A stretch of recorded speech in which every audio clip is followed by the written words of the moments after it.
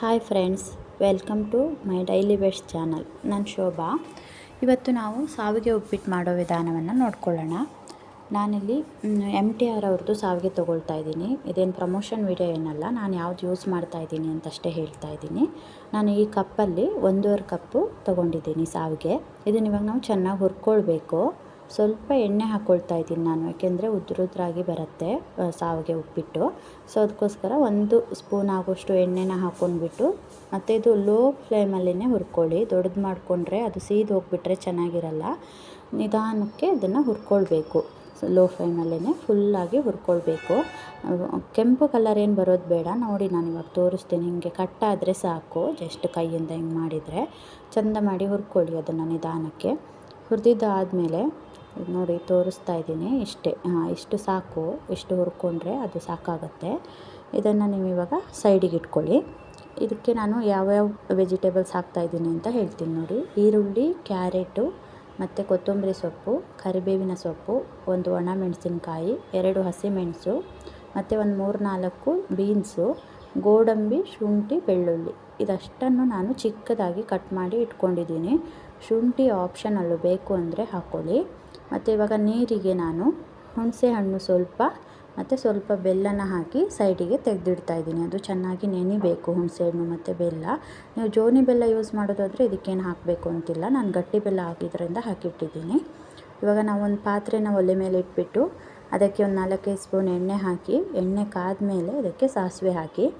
ಸಾಸಿವೆ ಮತ್ತು ಬೆಳ್ಳುಳ್ಳಿ, ಶುಂಠಿ ಏನು ಇಟ್ಕೊಂಡಿದ್ದೆ ಅದನ್ನು ಹಾಕಿದ್ದೀನಿ. ಕರಿಬೇವು ಚಿಕ್ಕದಾಗಿ ಕಟ್ ಮಾಡಿರೋದು, ಅದು ಹಾಗೆ ಹಾಕಿದರೆ ಸೈಡಿಗೆ ಎತ್ತಿಟ್ಬಿಡ್ತಾರಲ್ವ, ಸೊ ಅದಕ್ಕೆ ಚಿಕ್ಕದಾಗಿ ಕಟ್ ಮಾಡಿದ್ದೀನಿ. ಹಾಗೆ 1 ಒಣ ಮೆಣಸಿನ್ಕಾಯಿ ಹಾಕಿ ಚೆನ್ನಾಗಿ ಹುರ್ಕೊಳ್ಳಿ. ಇದಕ್ಕೆ ಹಸಿಮೆಣಸಿನ್ಕಾಯಿ ಮತ್ತು ಗೋಡಂಬಿ ಏನು ಇಟ್ಕೊಂಡಿದ್ವಲ್ಲ ಅದನ್ನು ಸೇರಿಸ್ಬಿಟ್ಟು ಹುರ್ಕೊಳ್ಳೋಣ ನಾವಿವಾಗ. ಹಸಿಮೆಣಸಿನ್ಕಾಯಿ ಸ್ವಲ್ಪ ಕಲರ್ ಚೇಂಜ್ ಆದಮೇಲೆ ಚಿಕ್ಕದಾಗಿ ಕಟ್ ಮಾಡಿ ಇಟ್ಕೊಂಡಿದ್ದಂತಹ ಬೀನ್ಸು, ಕ್ಯಾರೆಟ್ ಮತ್ತು ಈರುಳ್ಳಿನ ಹಾಕ್ಕೊಳ್ಳೋಣ. ಹಾಕಿಬಿಟ್ಟು ಇದು ಚೆನ್ನಾಗಿ ಹುರ್ಕೊಳ್ಬೇಕು. ಒಂದು ಸ್ವಲ್ಪ ಘಮ ಚೇಂಜ್ ಆಗೋವರೆಗೆ ಸಾಕು. ಒಂದು ಸ್ವಲ್ಪ ಕಲರ್ ಚೇಂಜ್ ಆಗುವಾಗ ನೀವು ಇದಕ್ಕೆ ಒಂದು ಸ್ವಲ್ಪ ಅರಿಶಿನ ಪುಡಿ ಹಾಕಿ, ಆಮೇಲೆ ನೀವೇನು ಹುರಿದು ಇಟ್ಕೊಂಡಿರ್ತೀರಲ್ಲ ಸಾವಿಗೆ, ಅದನ್ನು ಇವಾಗ ಸೇರಿಸೋಣ. ಅಂದರೆ ಇದು ಸ್ವಲ್ಪ ಚೇಂಜ್ ಆಗಿದೆ ನೋಡಿ ಕಲರ್ ಇವಾಗ. ಸೊ ಅದಕ್ಕೋಸ್ಕರ ಹುರಿದು ಇಟ್ಕೊಂಡಿರೋ ಸಾವಿಗೆನ ಇದಕ್ಕೆ ಸೇರಿಸೋಣ. ಇದು ಸೇರಿಸ್ಬಿಟ್ಟು ಚೆನ್ನಾಗಿ ಮಿಕ್ಸ್ ಮಾಡಿ ಒಂದು ಸಲ. ವೆಜಿಟೇಬಲ್ಸು ಮತ್ತು ಸಾವಿಗೆ ಮಿಕ್ಸ್ ಆಗಬೇಕು. ನೋಡಿ ಮಿಕ್ಸ್ ಆಗಿದೆ. ಇವಾಗ ನಾನು ಯಾವ ಕಪ್ಪಲ್ಲಿ ಸಾವಿಗೆ ತೊಗೊಂಡಿದ್ದೆ ಅದೇ ಕಪ್ಪಲ್ಲಿ ನಾನಿವಾಗ ನೀರನ್ನು ತಗೊಳ್ತಾ ಇದ್ದೀನಿ. ನಾನು ಈ ಕಪ್ಪಲ್ಲಿ 2 ಕಪ್ ಆಗೋಷ್ಟು ನೀರನ್ನು ಇದಕ್ಕೆ ಹಾಕ್ತಾಯಿದ್ದೀನಿ. ಅಂದರೆ ನಾನು ಸಾವಿಗೆ ತೊಗೊಂಡಿರೋದು 1.5 ಕಪ್ಪು, ಅರ್ಧ ಕಪ್ಪು ಜಾಸ್ತಿ ನೀರನ್ನು ಹಾಕಿದ್ದೀನಿ. ಮತ್ತು ನೀವು ಇವಾಗ ರುಚಿಗೆ ತಕ್ಕಷ್ಟು ಉಪ್ಪನ್ನು ಸೇರಿಸಿ ಚೆನ್ನಾಗಿ ಮಿಕ್ಸ್ ಮಾಡಿ. ಎಲ್ಲದು ಚೆನ್ನಾಗಿ ಮಿಕ್ಸ್ ಆಗಬೇಕು. ಇವಾಗ ನೋಡಿ, ನಾನು ಫ್ಲೇಮ್ ಜಾಸ್ತಿ ಮಾಡ್ತಾಯಿದ್ದೀನಿ ಗ್ಯಾಸ್ ಸ್ಟವ್ದು, ಯಾಕೆಂದರೆ ಇದು ನೀರು ಕುದಿ ಬರಬೇಕಲ್ವ, ಸೊ ಅದಕ್ಕೋಸ್ಕರ ಚೆನ್ನಾಗಿ ಬೇಯಬೇಕಲ್ಲ. ನಾವು ಇಷ್ಟು ಟೈಮ್ ಸಣ್ಣದಾಗಿ ಇಟ್ಟಿದ್ವಿ ಉರಿ, ಯಾಕೆಂದರೆ ಸೀದು ಹೋಗಬಾರ್ದು ಅಂತ. ಇವಾಗ ನಾನು ನೆನೆಸಿಟ್ಟಂತಹ ಹುಣಸೆಹಣ್ಣು ಮತ್ತು ಬೆಲ್ಲನ ಇದಕ್ಕೆ ಹಾಕ್ಕೊಳ್ತಾ ಇದ್ದೀನಿ.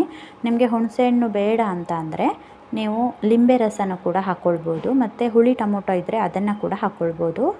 ಈ 3ರಲ್ಲಿ ನೀವು ಯಾವುದಾದ್ರೂ ಒಂದನ್ನು ಯೂಸ್ ಮಾಡ್ಕೊಳ್ಬೋದು. ನಾನಿಲ್ಲಿ ಕಾಯಿ ತುರಿನ ಹಾಕ್ತಾಯಿದ್ದೀನಿ. ಕಾಯಿ ತುರಿನೂ ಅಷ್ಟೇ ಆಪ್ಷನಲ್ಲು. ಸೊ ನಾವು ಸ್ವಲ್ಪ ಕಾಯಿ ಜಾಸ್ತಿ ತಿನ್ನೋದ್ರಿಂದ ನಾನು ಕಾಯಿ ತುರಿ ಹಾಕ್ತಾಯಿದ್ದೀನಿ. ಕಾಯಿ ತುರಿ ಹಾಕಲೇಬೇಕು ಅಂತ ಇಲ್ಲ. ಇವಾಗ ಕಾಯಿ ತುರಿ ಇದು ಎಲ್ಲ ಮಿಕ್ಸ್ ಆಗೋವರೆಗೂ ನಾವು ಚೆನ್ನಾಗಿ ಮಿಕ್ಸ್ ಮಾಡಿಕೊಂಡು ಗ್ಯಾಸ್ ಫ್ಲೇಮ್ನ ಜಾಸ್ತಿ ಇಟ್ಟು ಬೇಯಿಸ್ಕೊಳ್ಳೋಣ. ಇವಾಗಲೇ ನೀವು ಉಪ್ಪು ಕರೆಕ್ಟಾಗಿದೆಯಾ ಅಂತ ಸ್ವಲ್ಪ ತೆಗೆದು ನೋಡ್ಕೊಳ್ಳಿ. ಯಾಕೆಂದರೆ ಉಪ್ಪು ಬೇಕು ಅಂದರೆ ಇವಾಗಲೇ ಸೇರಿಸಿ, ಆಮೇಲೆ ಹಾಕಿದರೆ ಉಪ್ಪು ಅದಕ್ಕೆ ಹಿಡಿಯಲ್ಲ, ಯಾಕೆಂದರೆ ಬೆಂದಿರುತ್ತಲ್ವ. ಸೊ ಒಂದೊಂದು ಕಡೆ ಹಿಡಿಯತ್ತೆ, ಒಂದೊಂದು ಕಡೆ ಹಿಡಿಯಲ್ಲ. ಸೊ ಇವಾಗ ನೀರಿನಂಶ ಇರೋದ್ರಿಂದ ನೀವು ಇವಾಗಲೇ ಉಪ್ಪು ಹಾಕಿ ಮಿಕ್ಸ್ ಮಾಡ್ಬೋದು. ಸೊ ನನಗಿಲ್ಲಿ ಉಪ್ಪು ಕರೆಕ್ಟಾಗಿದೆ, ಅದಕ್ಕೆ ನಾನು ಮತ್ತೆ ಉಪ್ಪೇನೂ ಸೇರಿಸ್ತಾ ಇಲ್ಲ. ಇದನ್ನು ಲಿಡ್ ಕ್ಲೋಸ್ ಮಾಡಿ ಒಂದು 5 ಮಿನಿಟ್ಸ್ ಬೇಯಿಸ್ಕೊಳ್ತಾ ಇದ್ದೀನಿ.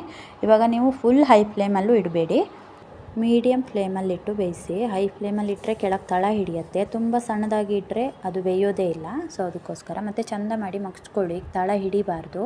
ತಳ ಹಿಡಿದ್ರೆ ಟೇಸ್ಟ್ ಚೇಂಜ್ ಆಗಿ ಹೋಗುತ್ತೆ. ಇವಾಗ ನೋಡಿ, ನಾನು ನಿಧಾನಕ್ಕೆ ಅದನ್ನು ಮಗ್ಚಿಬಿಟ್ಟು, ಅದು ಇನ್ನೂ ಬೆಂದಿಲ್ಲ. ಸೊ ಅದಕ್ಕೋಸ್ಕರ ಮತ್ತೆ ನಾನು ಒಂದು 5 ಮಿನಿಟ್ಸ್ ಬೇಯಿಸ್ಕೊಳ್ತಾ ಇದ್ದೀನಿ ಲಿಡ್ ಕ್ಲೋಸ್ ಮಾಡಿ. ಇವಾಗ ನೋಡಿ, ಚೆಂದ ಮಾಡಿ ಮಗ್ಚ್ಕೊಳ್ಳಿ. ಅದು ತುಂಬ ಸ್ಪೀಡಾಗಿ ಮಗ್ಚಬೇಡಿ, ಅದು ಫುಲ್ಲು ಮೆಡ್ಡೆ ಆಗಿಬಿಟ್ರೆ ಅದ್ರದ್ದು ಟೇಸ್ಟ್ ಇರಲ್ಲ, ಮುದ್ದೆ ಆಗಿಬಿಡುತ್ತೆ. ಸೊ ಅದು ನಿಧಾನಕ್ಕೆ ಸ್ಪೂನಲ್ಲಿ ಅದನ್ನು ಮಗ್ಚ್ಕೊಳ್ಳಿ. ಫ್ರೆಂಡ್ಸ್, ನನ್ನ ಚಾನಲ್ ಇನ್ನೂ ಸಬ್ಸ್ಕ್ರೈಬ್ ಮಾಡ್ಕೊಂಡಿಲ್ಲ ಅಂದರೆ ಒಂದು ಸಬ್ಸ್ಕ್ರೈಬ್ ಮಾಡ್ಕೊಳ್ಳಿ. ವಿಡಿಯೋ ಇಷ್ಟ ಆದರೆ ಲೈಕ್ ಮಾಡಿ, ಶೇರ್ ಮಾಡಿ, ಕಮೆಂಟ್ ಮಾಡೋದನ್ನು ಮಾತ್ರ ಮರಿಬೇಡಿ ಪ್ಲೀಸ್ ಫ್ರೆಂಡ್ಸ್. ನೋಡಿ, ಇವಾಗ ನಾನು ಇದನ್ನು ನೀಟಾಗಿ ಮಗ್ಚ್ಕೊಂಡಿದ್ದೀನಿ. ಇದು ರೆಡಿಯಾಗಿದೆ ಫ್ರೆಂಡ್ಸ್. ಇವಾಗ ಇದನ್ನು ಸರ್ವ್ ಮಾಡೋಣ ಬನ್ನಿ. ನೋಡಿ ಎಷ್ಟು ಕಲರ್ಫುಲ್ಲಾಗಿ ಕಾಣಿಸ್ತಾ ಇದೆ ಅಲ್ವಾ. Thank you for watching. Please subscribe ಮಾಡ್ಕೊಳ್ಳಿ, ಲೈಕ್ ಮಾಡಿ, ಶೇರ್ ಮಾಡಿ, ಕಮೆಂಟ್ ಮಾಡಿ. Thank you for watching.